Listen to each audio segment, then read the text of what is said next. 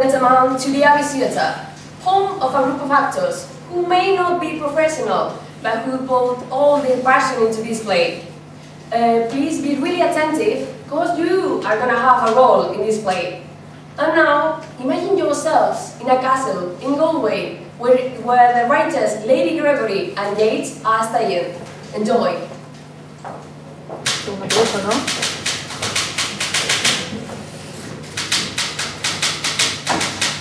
William, may I ask, what got you up in the middle of the night? And I see. It was a dream, almost a vision.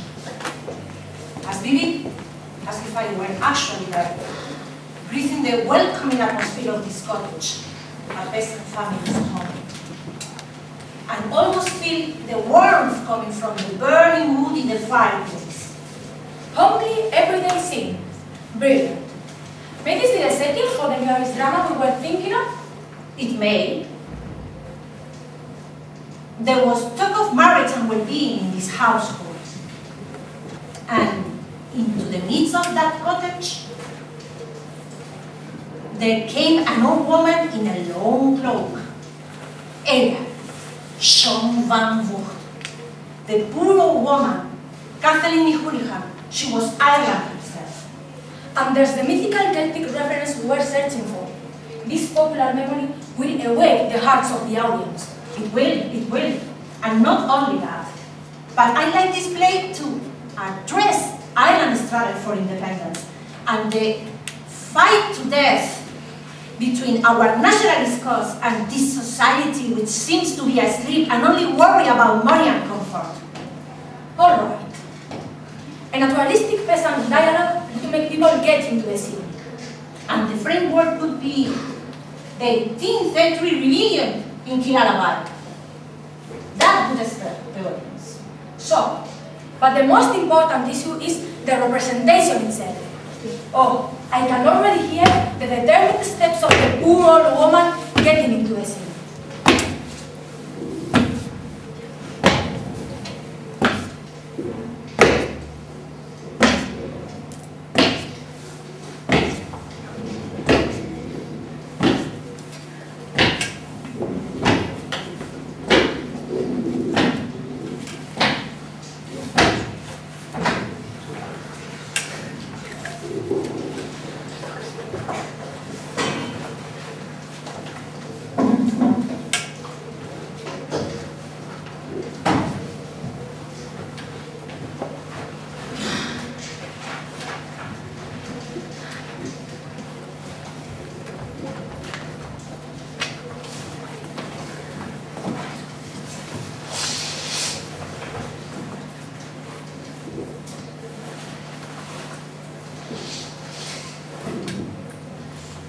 What's that sound up here? I don't hear anything.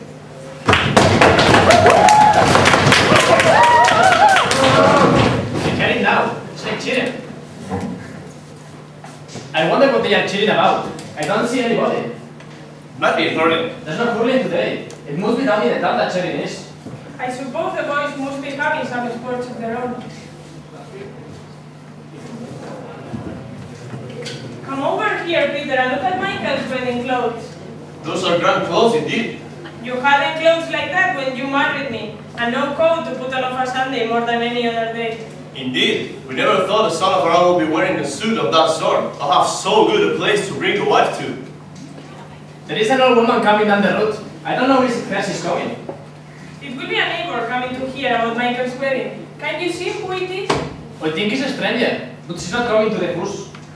She has turned down into the gap that goes down when Murthy and his sons are sending sheep. Do you remember what one of the crossroads was saying the other night? About the strange woman that goes to the country whatever time there is a war or a trouble coming? Don't be bothering us about Winnie's talk, but go and open the door for your brother. I hear him coming up the path. I hope he's brought Delia's fortune with him safe, for fear the people might go back on the bargaining night after making it. Trouble enough I have making it.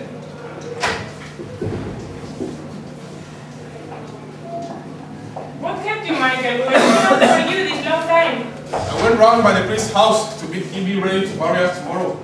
Did he say anything? He said it was a very nice match, that he was never better pleased to marry any two in his parish than myself and Diana Catheleen.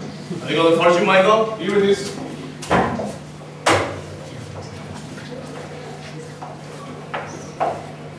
Yes, I made the bargain well for you, Michael. Old young Catheleen would sooner have kept a share of this a while longer. Let me keep half of it till the first boy is born, says he. You will not, says I. Where there is or is not a boy, the whole £100 must be in Michael's hands before he brings your daughter to the house.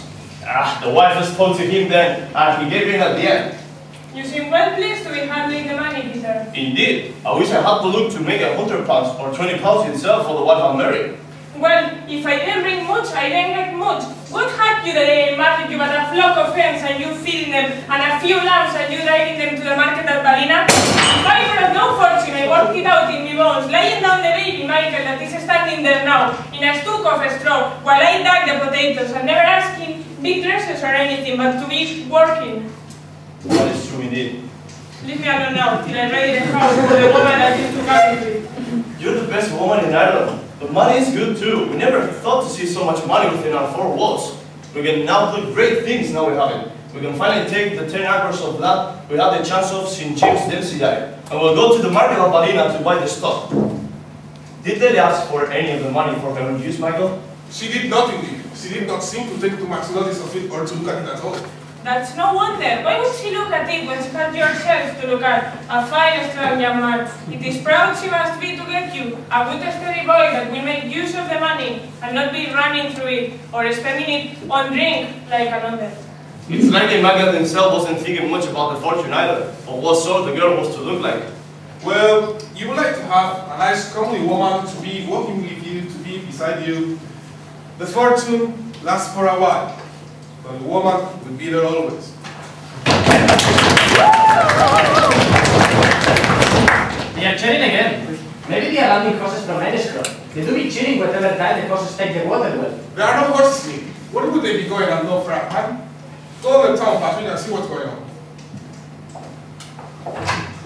Will Delia remember, do you think, to bring the green hat hoops she promised me when she was coming to the house? She will surely.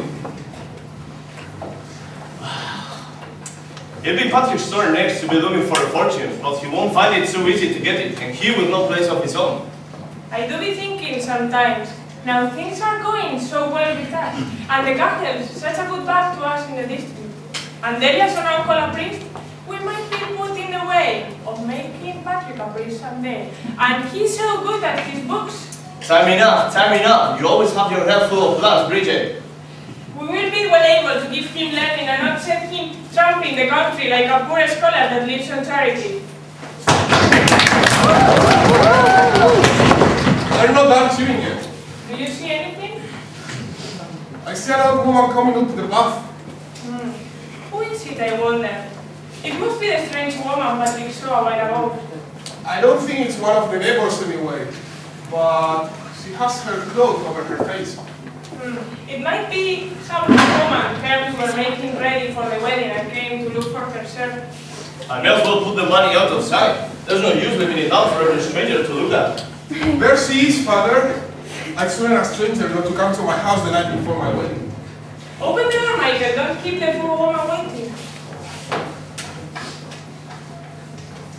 God safe on here. God save you kindly. You have good shelter here. You're welcome to whatever shelter we have. Sit down there by the fire and welcome. There is a hard wind outside. Have you traveled far today? I have traveled far, very far. There are few have traveled so far as myself, and there's many a one that doesn't make me welcome. There was one man that has strong songs I thought were friends of mine, but they were shearing their sheep and they wouldn't listen to me. It's a pity indeed for any person to have no place of their own. That is true for you indeed, and it's long I'm on the road since I first went wandering. It is a wonder you are not worn out with so much wandering. Sometimes me feet are tired and sometimes me hands are quiet, but there is no quiet in my heart. When the people see me quiet, they think all it has come on me, that all the stir has gone out of me. But when the trouble is on me, I must be talking to my friends. What was it put you wondering? Too many strangers in the house. Indeed, you look as if you'd had your share of trouble. I have had trouble indeed. What was it put the trouble on you?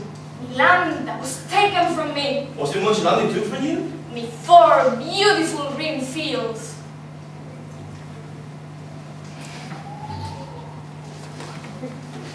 You think could she be widow Cassie that was put out of her hole in a kid glass a while ago?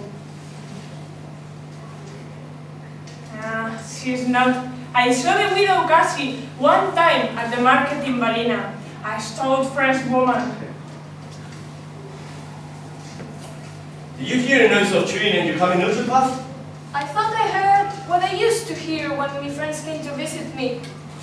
I will go cry with the woman, for yellow-haired Donald is dead, with a hempen rope for a neckcloth and a white cloth on his head. What is it that you're singing, ma'am? Singing I am about the man I knew one time, yellow-haired Donald, that was hung in Galway. I am gone to cry with you, woman. My hair is unwound and unbound. I remember him plowing his fields, turning up the red side of the ground, and building his barn on a hill with a good mortar and stone. Oh, we had pulled down the gallows, had it happened in Ennis grown. What was it brought him to his death? He died for love of me. Many a man has died for love of me. Her trouble has put her wits astray. Is it long since that song was made? Is it long since he got his death? Not long, not long. But there were others that died for love of me a long time ago. Were they neighbors of your own, ma'am? Come here beside me, and I'll tell you about them. There was a red man of the O'Donnells from the north, and a man of the O'Sullivans from the south. And there was one Brian that lost his life at Clontarf by the sea. And there were a great many in the west, some that died hundreds of years ago, some that will die tomorrow. Is it in the west that men will die tomorrow? Come nearer, nearer to me. Is she right, do you think? Or is she a woman from beyond the world? She doesn't know what she's talking about with all the wounds and the trouble she has gone through.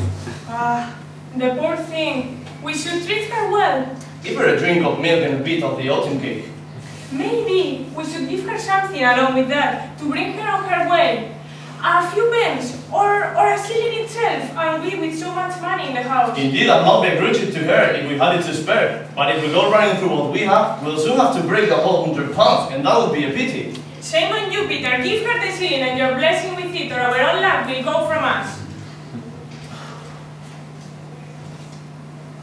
Will you have a drink of milk, ma'am? It is not food or drink that I want.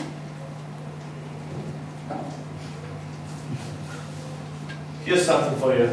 This is not what I want. It is not silver I want. What is it you'll be asking for? If anyone could give me his help, he must give me himself. He must give me all. Have you no one to care in yourself, ma'am? I have not. With all the lovers that brought me their love, I never set out the bed for any. Are you lonely going the roads, ma'am? I have me thoughts and I have me hopes. What hopes have you to hold to? The hope of getting me beautiful fields back again. The hope of putting the strangers out of the house. And what way will you do that? I have good friends that will help me. They are coming to help me now. I am not afraid. If they are put down today, they will get the upper hand tomorrow. I must be going to meet my friends. They are coming to help me, and I must be there to welcome them. I must call the neighbors together to welcome them. I will go with you. It is not her friends you have to go and welcome, Michael. It is the woman coming into the house you have to welcome. You have plenty to do. It is food and drinks you have to bring into the house. The woman that is coming home is not coming with empty hands. You will not have an empty house before her.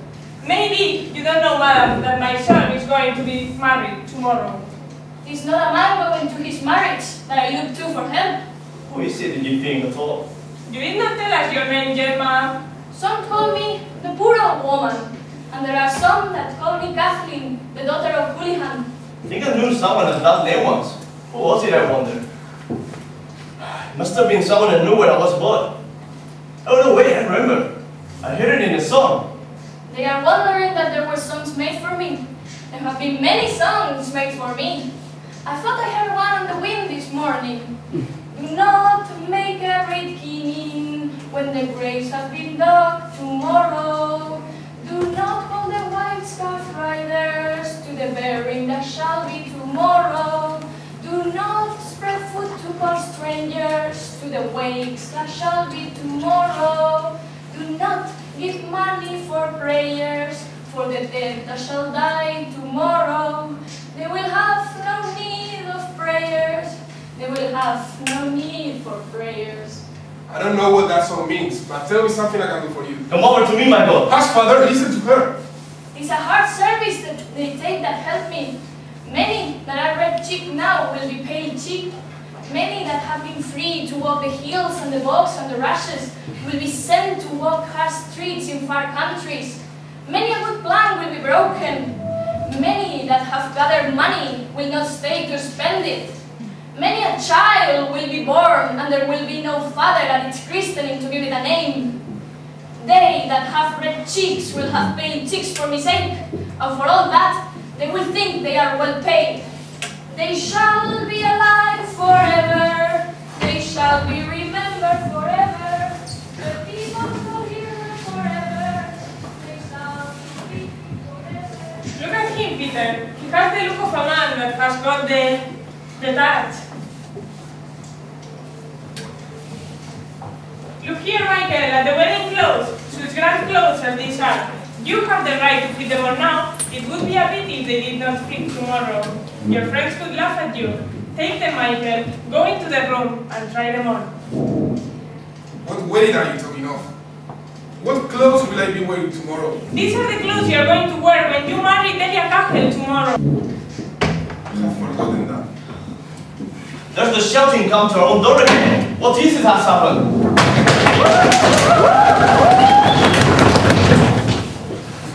There are ships in the bay. Friends are landing at Kilala. Michael, why do you look at me like a stranger? The boys are hurrying down the hill to join the friends. Michael, won't we going to join the friends? Tell him not to go, Peter. It's no use. He's not listening to any words we are saying. Try and coax him over to the fire. Michael, you won't leave me. You won't join the friends. We're going to get married.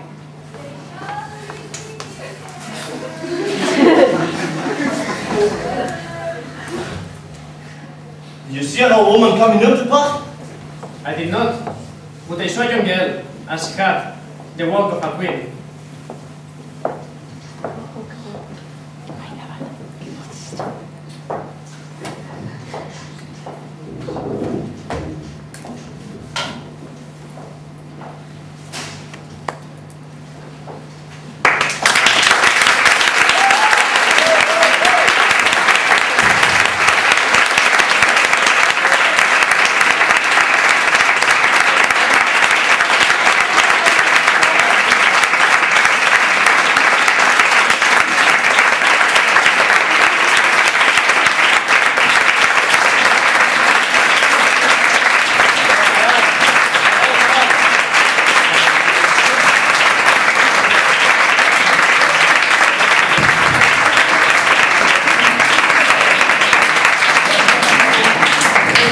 Well, let me say something, alright?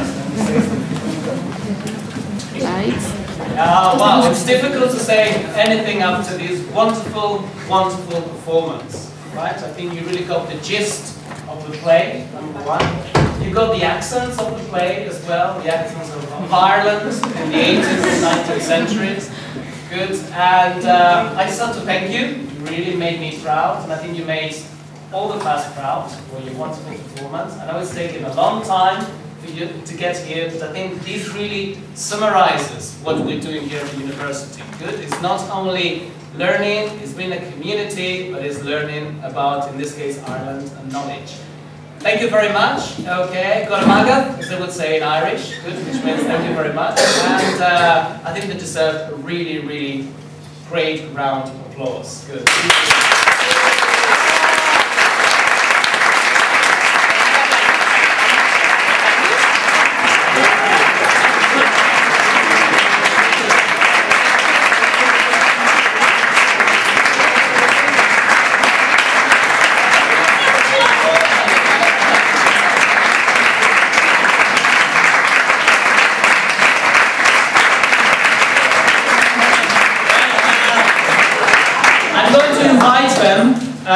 to represent and perform the play at the end of May. Because as you know, the Studies Association for Irish Studies will be holding its conference here in Bilbao. There will be people from many different parts of the world, from Ireland as well. We have the ambassador of Ireland in Spain.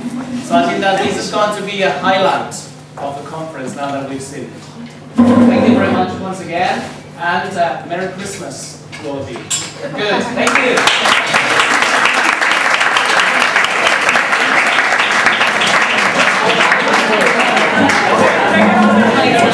you.